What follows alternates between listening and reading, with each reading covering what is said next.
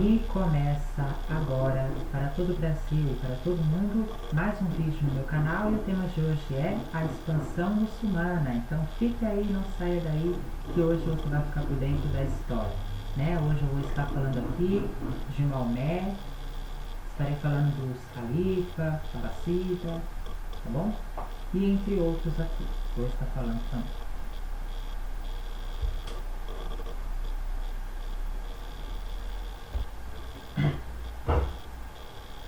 Vamos lá?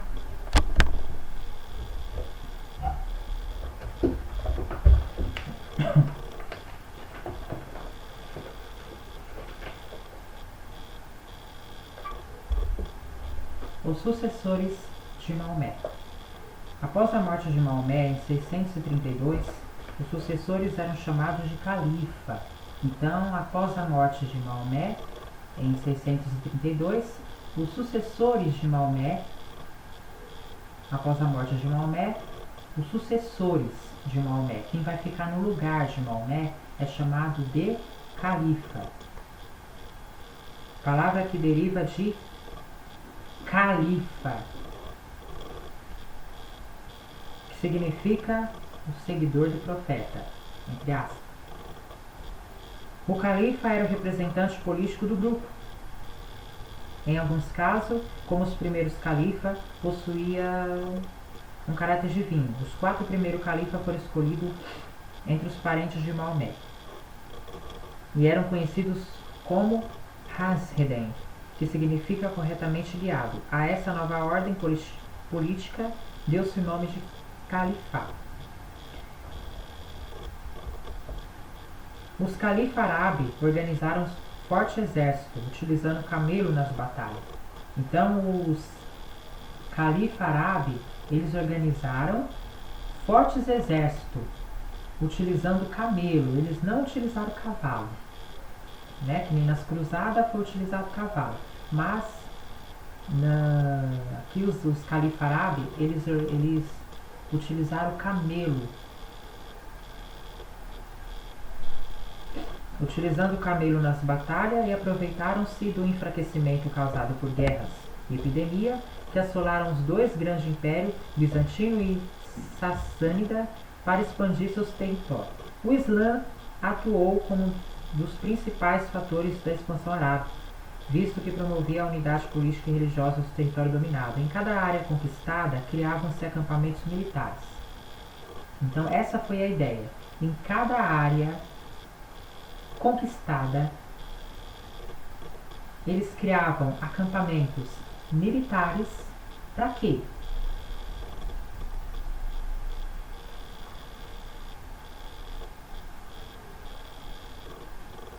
Para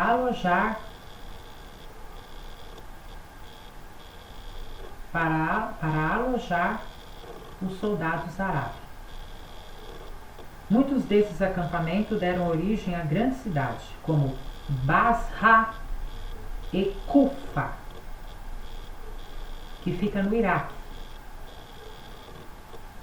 e Fustat, Cairo, no Egito. Então, Iraque e Egito. Nessas novas cidades eram construídos o que nessas novas cidades? Que eu acabei de mencionar. O palácio do governador, a assembleia e o mosteiro. E a mesquita, tornando-se importantes centros de poder e polos de atração de muçulmanos de várias regiões. Vamos lá, xiitas e sunitas. Qual a diferença entre os dois? Você vai saber agora. O grupo do xiita e o grupo do sunita são as 2 correntes principais do islamismo, né? A divisão entre eles surgiu a partir do momento que Maomé falece, morre. E a definição do sucessor. Uma parte dos fiéis, encabeçada por Ali, genro e primo do profeta, defendia que o sucessor deveria ser escolhido entre os parentes de Maomé.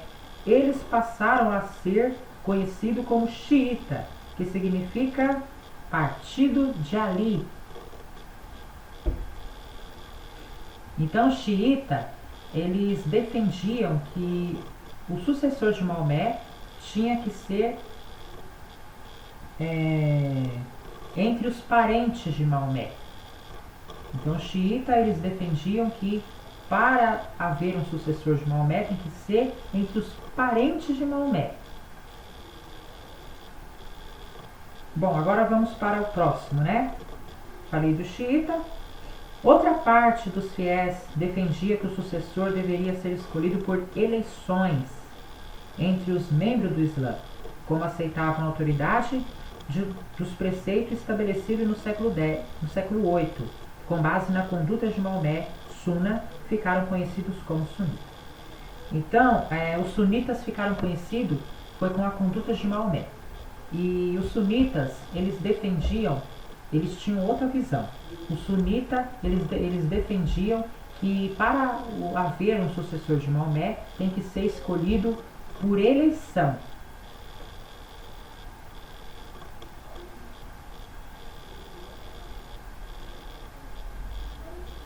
A palavra Sunnah é um conjunto de palavras e ações de Maomé e a tradição a que ela se refere, tá?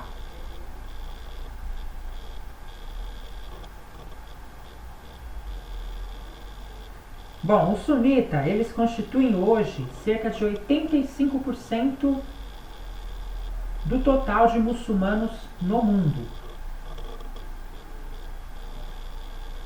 Já o sunita, agora os xiita, representam por volta de 15% da população islâmica, já não é muçulmana, islâmica mundial. Ou seja, o sunita constitui 85% dos muçulmanos, né?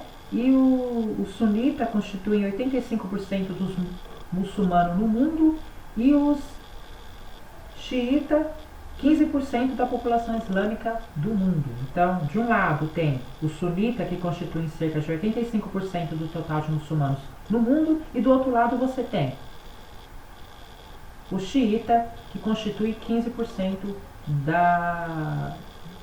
dos islâmicos no mundo.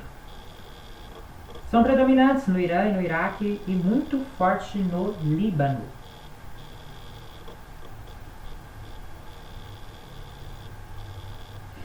Para os xiita e vários grupos deles derivados, a autoridade estava em uma linha dos imã, intérpretes infalíveis da verdade contida no Corão. Desde os primeiros tempos islâmicos, porém, a maioria dos muçulmanos nos países de língua árabe era sunita, e por isso rejeitava a ideia de um imã infalível, que podia, num certo sentido, prolongar a revelação da vontade de Deus. Para eles, essa vontade fora revelada definitiva e completamente no Corão e na Sunna do profeta, e os que tinham capacidade de interpretá-la, que é os ulemás, eram guardiãs da consciência moral da comunidade. Agora eu vou estar falando aqui os califados Omíada e Abássida. Na segunda metade do século VII, o cargo de califa passou a ser hereditário e concentrado nas mãos dos membros da família dos Omíada. Com o estabelecimento do califado Omíada, a capital do Império Árabe foi transferida para Damasco, na Síria. Nessa época, a língua árabe foi introduzida no cotidiano administrativo e construíram-se as mesquitas de Medina e Jerusalém. O califado Omíada era a capital do Império Árabe, que foi transferida para Damasco, ok? O poder do califado expandiu-se ainda mais, sobretudo no norte da África, chegando à área onde hoje está a Tunísia. No fim do século VII, os árabes avançaram para a costa atlântica.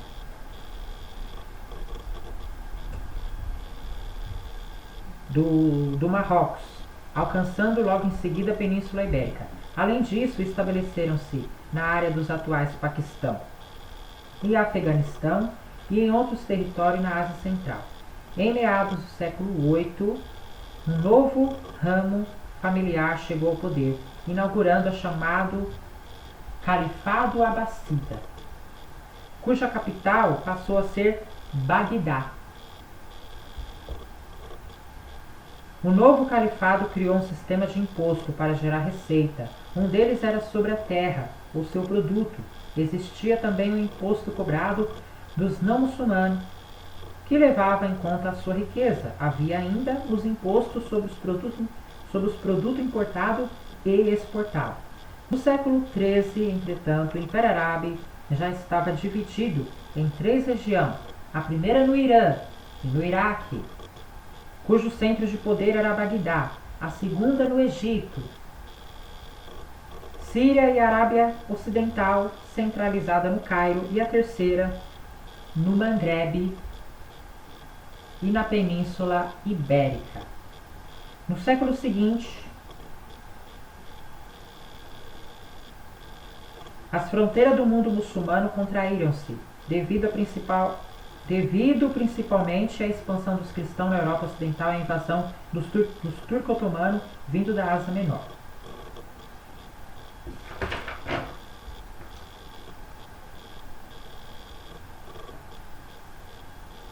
Eu vou mostrar para vocês a foto de Maomé com o rosto coberto e Abu Bakr, seu sogro e sucessor, em uma caverna miniatura turca de 1650. A imagem representa o episódio em que Maomé e seu sogro, em fuga da cidade de Meca, esconderam-se em uma gruta e ali permaneceram por 3 dias.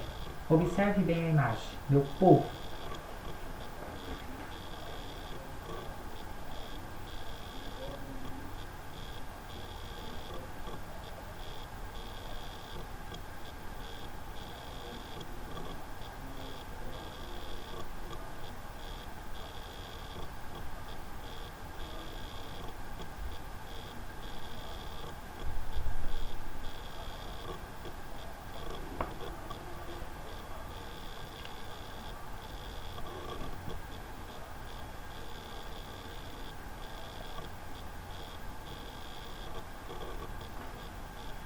Viu aí, pessoal, a foto? Maomé. Vou mostrar também para vocês a foto da mulher vestindo véu e roupas tradicionais islâmicas. E outra usando roupa ocidental, caminhando lado a lado em Beirute, Líbano. Foto de 2009. Observa bem a imagem.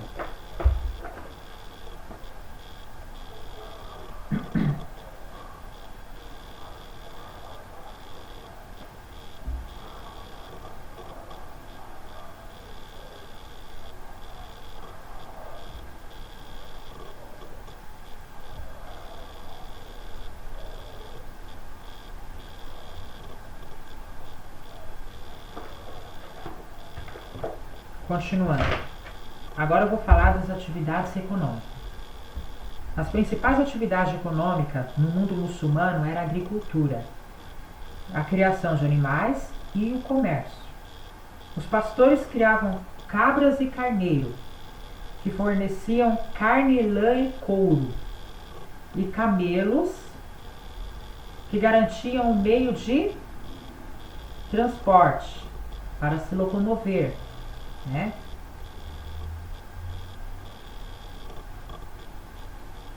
Porque não tinha carro naquela época, não tinha, né? Então tinha que ser a camelo. Os camponeses produziam trigo, fruta, legume, vinhas, oliveira, linho e algodão. O azeite era utilizado tanto na alimentação quanto como combustível para iluminação. O êxito da produção agrícola dependia também de um eficiente sistema, ou seja, para que os camponeses viessem produzir legume, fruta, eles dependiam que a agricultura, que o sistema da agricultura viesse a ser irrigado, né? Então o êxito da produção agrícola dependia também de um eficiente sistema de irrigação, né? No mundo urbano, o comércio era a atividade mais importante.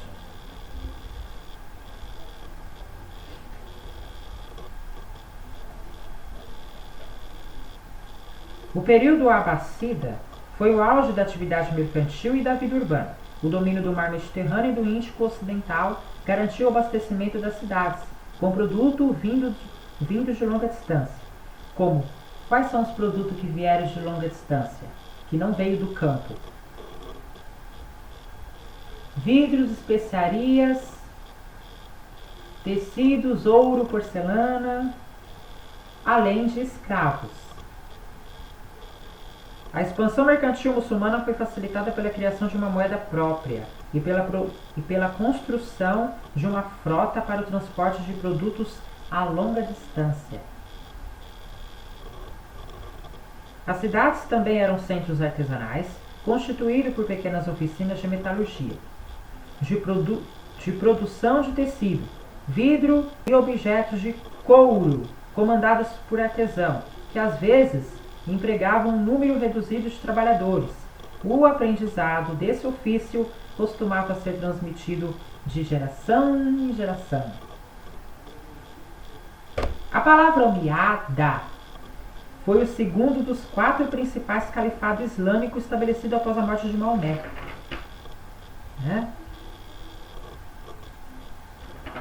Então foi o segundo. Eu vou mostrar para vocês a foto da captura de Bagdá pelos mongóis. Foto de 1258, miniatura persa, de 1350. Observa, minha gente. Observa bem a foto, que você vai notar. Você vai observar. A captura.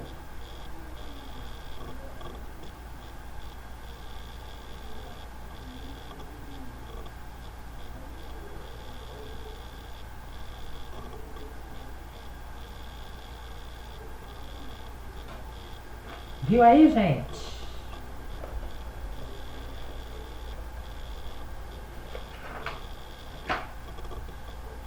Agora, a vida nas cidades. No centro das cidades árabes, chamado Medina, localizava-se a mesquita principal, o Tribunal do Cadi, que é a espécie de juiz, as escolas e as lojas. Na praça central ficava o mercado Suki.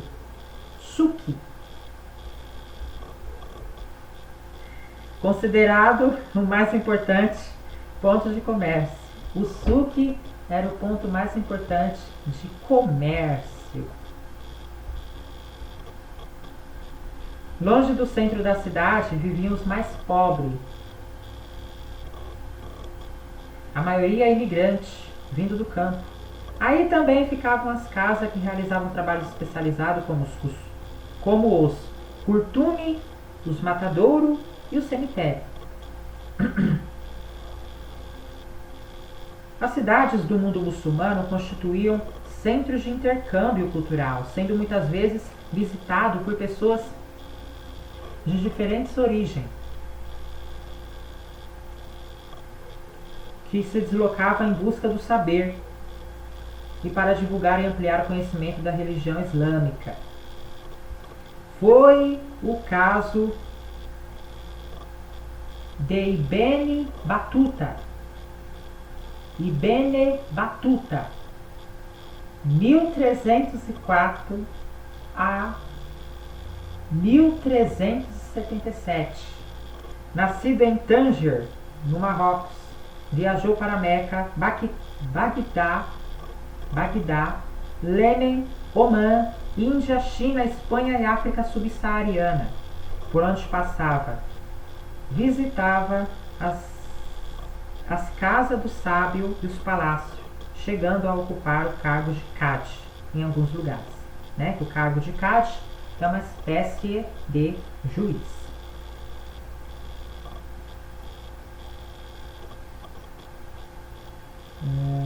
Os Cadi eram figuras importantes na cidade, formados em escolas especiais. As madraças aprendiam a ministrar a Sharia, ou seja, a lei canônica do Islã, sobretudo a respeito das questões do casamento, divórcio e herança. Havia nas cidades uma divisão social entre homens livres e escravos. A escravidão era reconhecida na lei islâmica e o muçulmano que nascia livre não podia ser escravizado. Portanto, os escravos eram não muçulmanos. Em geral, capturados em guerra, filhos de escravo ou importados no continente africano. Os escravos negros, extremamente explorados, promoveram revoltas nas terras do Império. E agora, para encerrar, eu vou estar falando aqui da insurreição escrava. Alguns mercadores, enriquecidos com o alto comércio e que adquiriam terras irrigadas e férteis no Baixo Iraque, mandavam vir da África escravos negros, os Zend, aos quais impuseram condições desumanas de vida e trabalho. Esses escravos tinham que drenar os pântanos, a salina do Baixo Iraque, extrair o sal, preparar o solo para o cultivo e exploração da cana-de-açúcar. Malnutridos, os escravos eram malnutridos, mal acomodados, mal pagos, quando eram, ignorando o idioma árabe, explorado pelos traficantes intermediários, constituíam um subproletariado, que um líder enérgico, eu ia falar errado, que um líder enérgico ia levar a revolta. Esse líder foi um persa. Esse líder, né? Esse líder.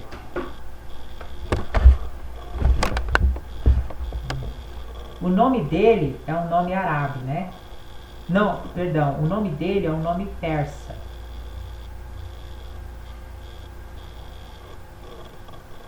Ali ibn Muhammad al-Alawi.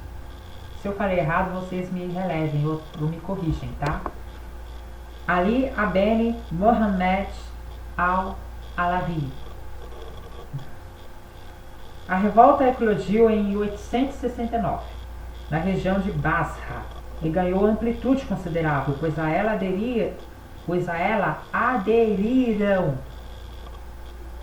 os camponeses arruinados do Baixo Iraque, alguns escravos da cidade, as tropas negras do exército do califa e mesmo algumas tribos beduínas, bem enquadrados pelos soldados negros. Os Zend lançaram-se de assalto às cidades do Baixo Iraque, né? Os Zend, eles se lançaram para assaltar as cidades do Baixo Iraque.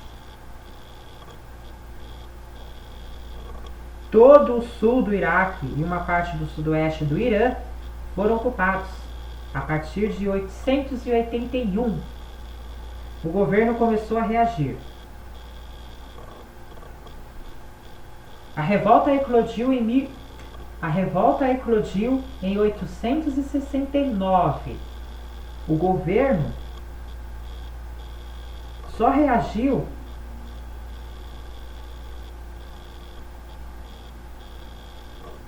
em 83. Em 869 eclodiu a revolta. Em 869. Em 883 o governo reagiu. Perdão, gente, em 881, perdão. Então a revolta eclodiu em 869 e o governo só reagiu em 881. E em 883 a revolta foi esmagada e o seu chefe executado. Acabou. Acabou.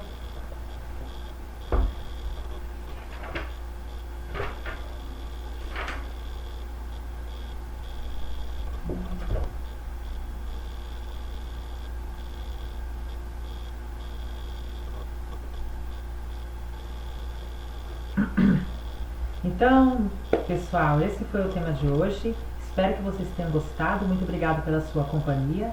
E se você não é inscrito no canal, se inscreve agora no canal, ativa o sininho para receber todas as notificações quando tiver um vídeo novo no canal. Já deixa o seu like se você gostou. Eu fico por aqui. Desejo a todos uma ótima terça e até a próxima. Tchau!